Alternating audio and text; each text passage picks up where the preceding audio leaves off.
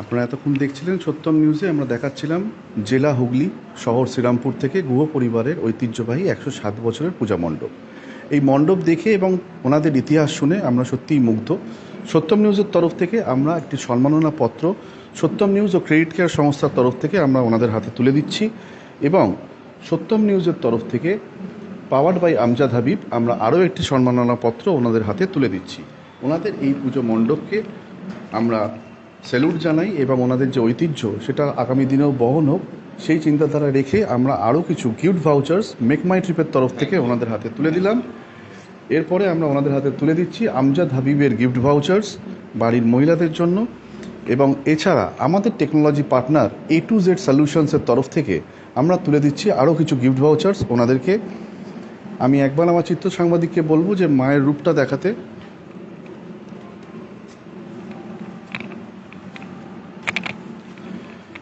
এছাড়াও ওনাদের এই ঐতিহ্য বহন করে এত বছর ধরে নিষ্ঠা সহকারে যে পুজো চলছে সেই পুজোকে সম্মান জানানোর জন্য সত্যম নিউজের তরফ থেকে ও ক্রেডিট কেয়ারের তরফ থেকে আমরা ওনাদের হাতে হুগলি জেলার সৃজনশীল সম্মান তুলে দিচ্ছি।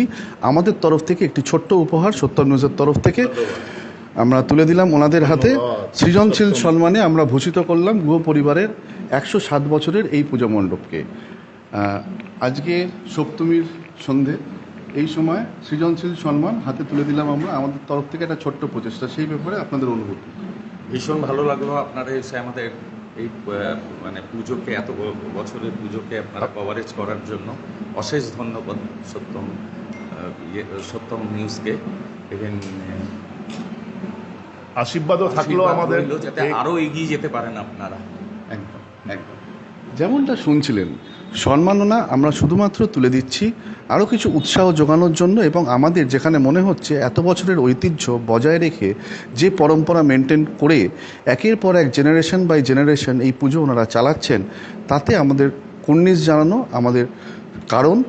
সেই জন্যই শুধুমাত্রই আমরা তুলে দিলাম সত্যম নিউজের সৃজনশীল সম্মান ওনাদের হাতে। আপনারা দেখছেন চাত্রা থেকে, শ্রীরামপুরের চাত্রা থেকে একদমই আপনারা দেখছেন এই মুহূর্তে গুহ পরিবারের ওনাদের হাতে উঠে গেল সৃজনশীল সম্মান সত্যম নিউজের তরফ থেকে 2023-এ। আপনারা সরাসরি দেখছিলেন এই সম্প্রচার ক্যামেরায়।